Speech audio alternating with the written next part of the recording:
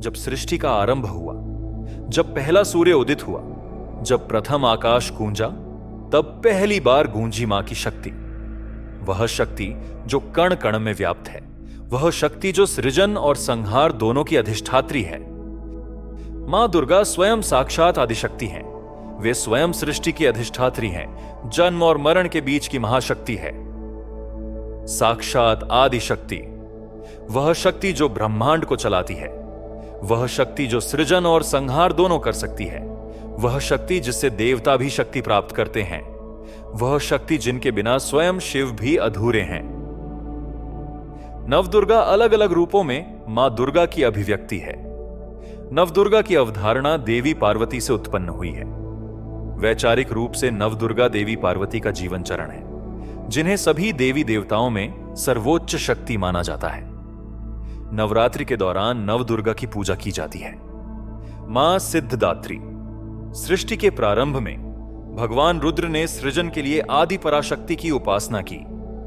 ऐसा माना जाता है कि देवी आदि पराशक्ति निराकार थीं।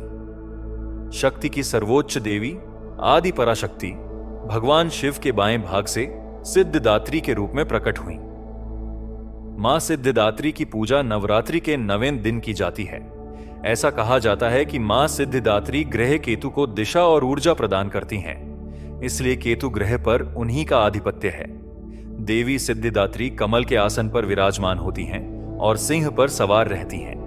उनकी 4 भुजाएं हैं, एक दाहिने हाथ में गदा, दूसरे दाहिने हाथ में चक्र, एक बाएं हाथ में कमल का पुष्प और दूसरे बाएं हाथ में शंख धारण किए हुए हैं। वे वह दिव्य शक्ति हैं जो अपने भक्तों को सभी प्रकार की सिद्धियां प्रदान करती हैं। स्वयं भगवान शिव ने भी मां सिद्धिदात्री की कृपा से सभी सिद्धियां प्राप्त की थीं।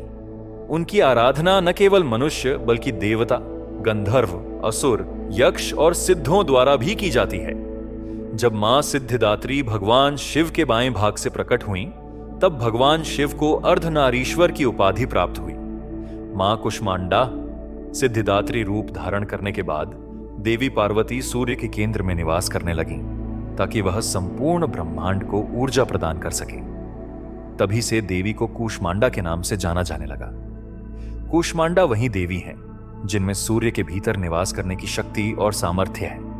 उनके शरीर की कांति और तेज सूर्य के समान ही अद्भुत और प्रकाशमान है।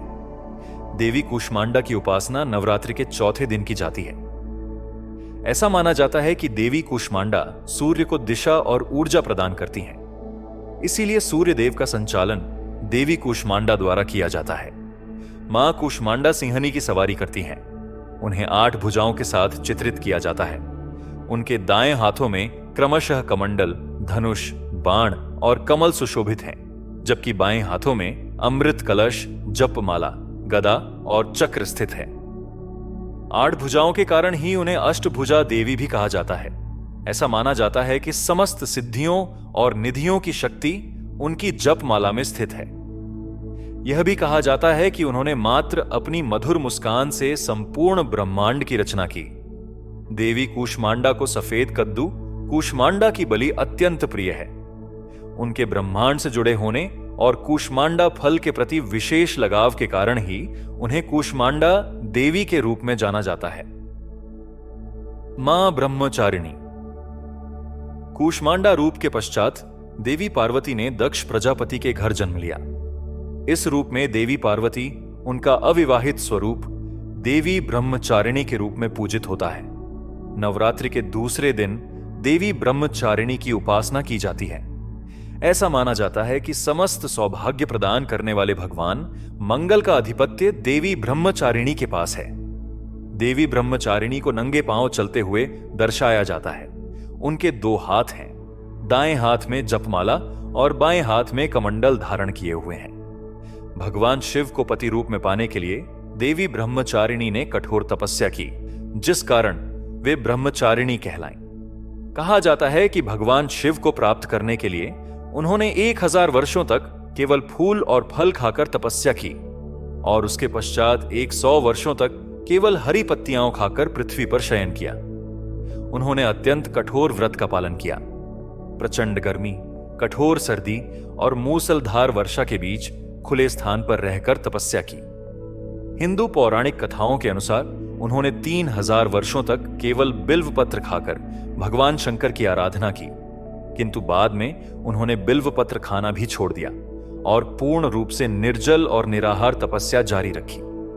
जब उन्होंने बिल्व पत्र खाना भी त्याग दिया तब वे अपर्णा नाम से प्रसिद्ध हुईं। कथाओं के अनुसार देवी ब्रह्मचारिणी ने अंततः स्वयं को अग्नि में समर्पित कर दिया, यह इच्छा रखते हुए कि अगले जन्म में उन्हें ऐसा पिता प्राप्त हो जो उनके पति भगवान शिव का सम्मान कर सके। मां शैलपुत्री। स्वयं को देवी सती के रूप में अग्नि को समर्पित करने के बाद देवी पार्वती ने भगवान हिमालय की पुत्री के रूप में जन्म लिया। संस्कृत में शैल का अर्थ पर्वत होता है, इसी कारण उन्हें शैलपुत्री कहा गया, अर्थात पर्वतराज हिमालय की पुत्री। मां शैलपुत्री की पूजा नवरात्रि के प्रथम दिन की जाती है।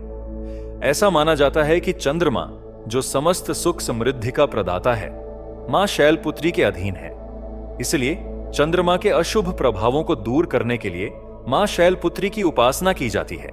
मां शैलपुत्री का वाहन नंदी बैल है, इसी कारण उन्हें वृषारूढ़ा भी कहा जाता है। मां शैलपुत्री को 2 हाथों में दर्शाया गया है।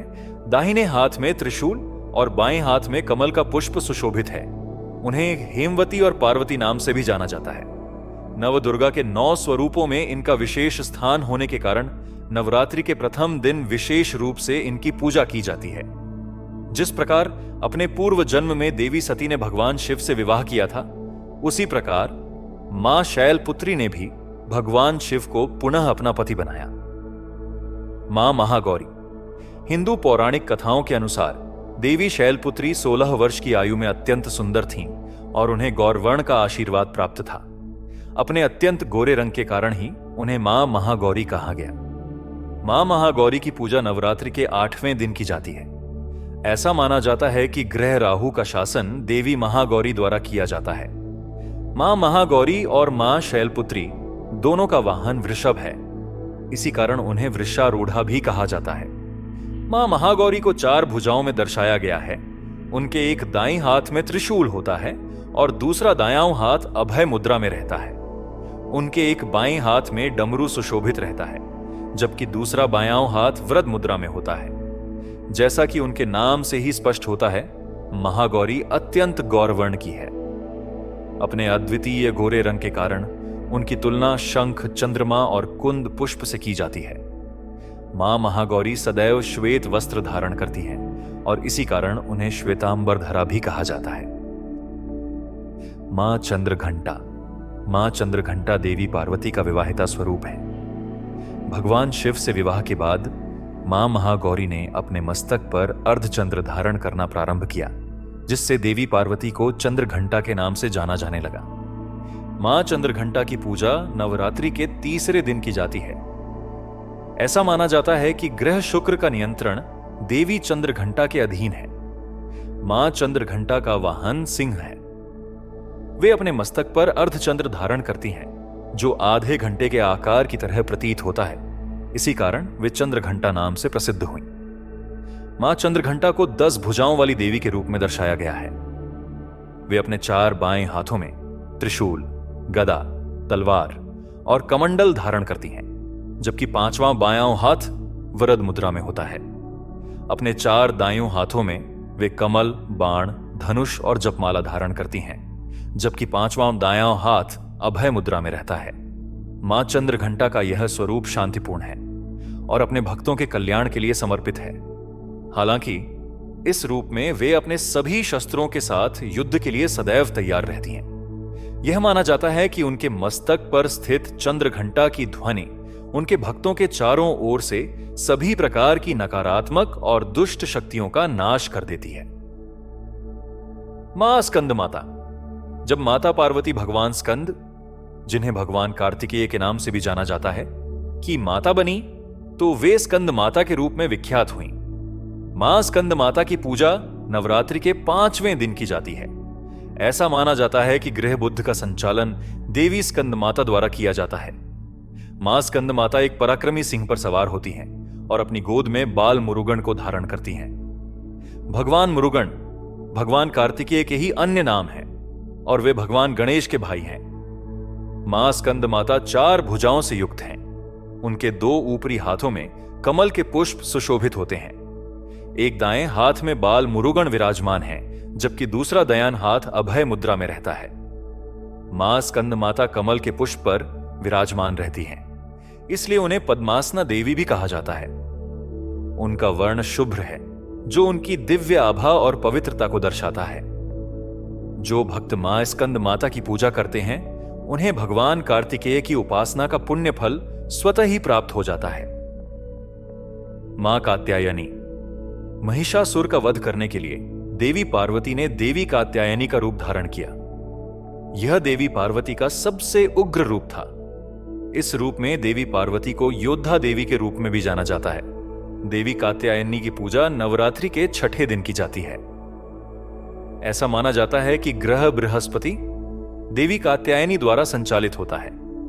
देवी कात्यायनी एक भव्य सिंह पर सवार होती हैं और 4 भुजाओं वाली दर्शाई जाती हैं। देवी कात्यायनी अपने बाएं हाथों में कमल का फूल और तलवार धारण करती हैं, जबकि अपने दाएं हाथों को अभय और वरद मुद्रा में रखती हैं। धार्मिक ग्रंथों के अनुसार देवी पार्वती का जन्म आशी कात्यायन के घर हुआ था और इसी कारण से इस रूप को कात्यायनी कहा जाता है। मां कालरात्रि। जब देवी पार्वती ने शुंभ और निशुंभ नामक असुरों का वध करने के लिए अपनी बाहरी सुनहरी त्वचा त्याग दी, तब वे मां कालरात्रि के रूप में प्रकट हुईं। कालरात्रि देवी पार्वती का सबसे उग्र और भयावह रूप है। मां कालरात्रि की पूजा नवरात्रि के 7वें दिन की जाती है। ऐसा माना जाता है कि ग्रह शनि का संचालन मां कालरात्रि द्वारा किया जाता है। मां कालरात्रि का रंग गहरा काला है और वे गर्दभ पर सवार होती हैं। वे 4 भुजाओं वाली हैं। उनके दाएं हाथ अभय मुद्रा और वरद मुद्रा में, जबकि उनके ऊपरी बाएं हाथ में लोहे की कृपाण और निचले बाएं हाथ में विद्युत है। यद्यपि मां कालरात्रि देवी पार्वती का सबसे भयंकर रूप है, फिर भी वे अपनी अभय और वरद मुद्राओं से अपने भक्तों को आशीर्वाद देती हैं। अपनी उग्रता में भी शुभता प्रदान करने की शक्ति के कारण शुभंकरी भी कहा जाता है। ये हैं नवदुर्गा, न केवल शक्ति बल्कि जीवन की हर स्थिति की प्रतीक। मां शैलपुत्री से हमें धैर्य मिलता है, मां ब्रह्मचारिणी से साधना, मां चंद्रघंटा से पराक्रम, मां कूष्मांडा से सृजन शक्ति, मां स्कंद माता से ममता, मां कात्यायनी से युद्ध की ज्वाला, मां कालरात्रि से निर्भीकता, मां महागौरी से शुद्धता और मां सिद्धिदात्री से पूर्णता। हर नवरात्रि केवल दीप जलाने से कुछ नहीं होगा। मां की आराधना का अर्थ है अपने भीतर की शक्तियों को जागृत करना।